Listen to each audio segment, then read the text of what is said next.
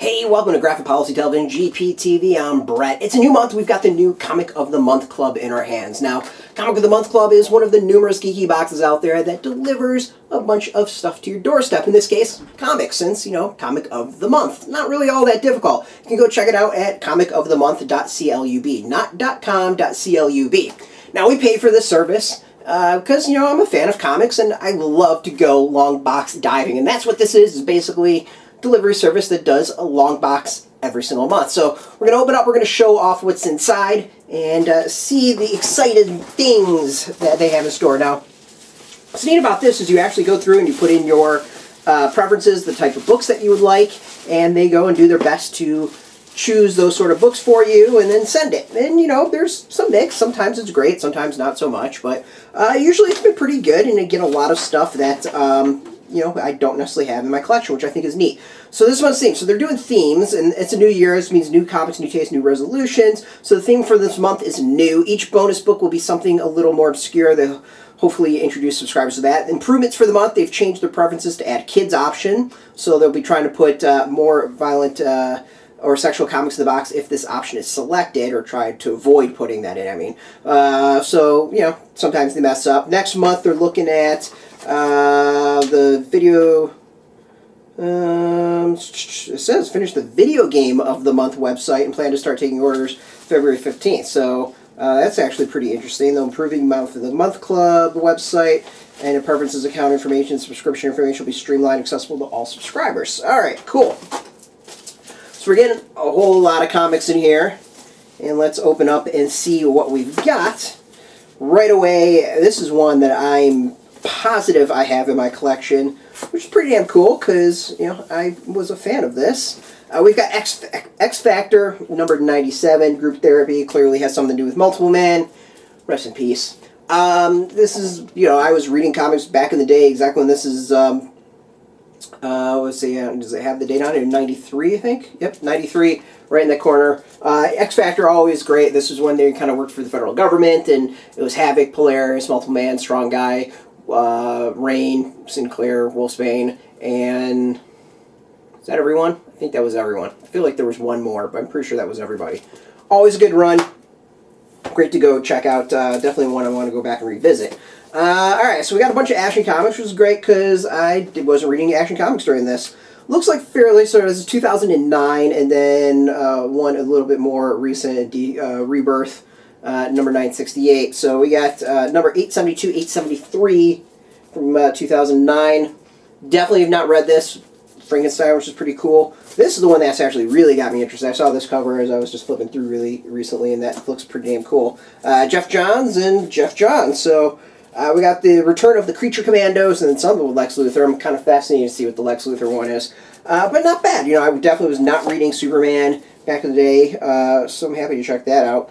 We got Planet Hulk from Secret Wars. I'm positive I own this one. Alright, here we go. Now we see the comics a little jacked up, which is fine. This is a long box diving. Not everything's perfect. We got Punisher number 53, also probably from 93 or so. Yeah, this was probably like 1993. Somewhere around there. We also got a mark on the cover, so, nowhere near mint, but that's fine. One I'm definitely going to want to check out. I always loved classic Punisher. Used to collect it for quite a while. I don't think I collected this one. I don't think this is part of my collection, so should be a fun one to see. Go back and check it out. Alright, we got some Spider-Man comics. A whole bunch of Spider-Man comics. 3 Spider-Man comics. Alright. We got number 2728 of Spider-Man from 1992. Boom. Was not reading Spider-Man. Spider-Man was a comic I was not really into back in the day, which, again, totally fine. So this was not my thing. So to be able to get something like this, kind of very happy about this. So clearly we got 2 parts of There's Something About a Gun.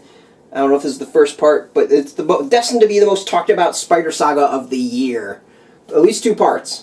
So that's kind of something that I actually like about this box. They try to give you runs and stuff so you can get like multiple issues. Alright, we got Amazing Spider-Man, number 294 from 1987. This is part 5 of Thunder. I mean, it's got Craven, which is always a good thing. Craven's a good time when it comes to Spider-Man. Those are some of the my favorite Spider-Man stories that I have read are involve Kraven. Yeah, it was Jim DeMatteis. I don't think it's just Thunder or whatever. It's definitely, I mean, it's not Kraven's Last Hunt or anything. But cool. This is some solid, cool, old school art. 87. Very happy about that. So this should be good. This is, or maybe this is Kraven's Last Hunt or no? I don't know. Whatever. Interesting. Definitely a multi-part story, so don't have the first parts. I'm going to dive in and see maybe if this holds up on its own. Probably not, but we'll see. This is a fascinating one. So we got Warrior Nun Ariella from Antarctic Press from 2002. I don't know. I think I have the funniest part is I think I have the toy of this when it came out, but that's about what I got. And this one really stands out to me. This is pretty cool. So this is Flash number 327. What year are we going with? 60 cents. I'm going to go 1973. See if this comes out. 1973. Oh, 1983. It was about a decade off. Oops. Looks way older than it actually is. So this is 1983. Let's see who wrote this.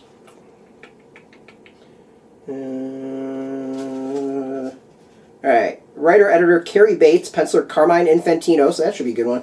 Just off the art. Inker Dennis Jensen. Letterer Ben Oda. Colorist Carl Gafford. Alright. It was cool.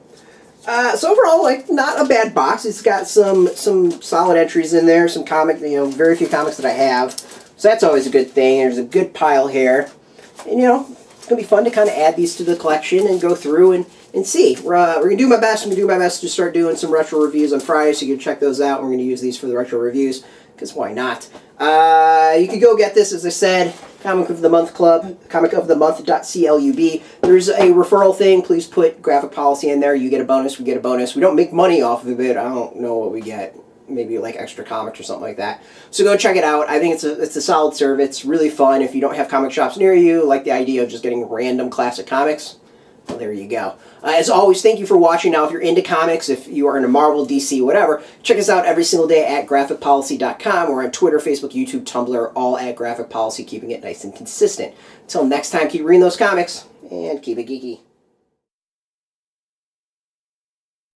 Hey, thanks for watching the previous video from Graphic Policy Television. Just by watching, you help support our site. Thank you so much. Now, if you're watching these videos, you probably care about geeky things like movies, television, comic books, toys, games, video games, you name it. You can go and subscribe right now to our YouTube channel to stay in touch and catch all the new videos, or check out our website at graphicpolicy.com. There's a nice link on this end of the video. But as always, thank you for watching. Keep on rocking and keep it geeky.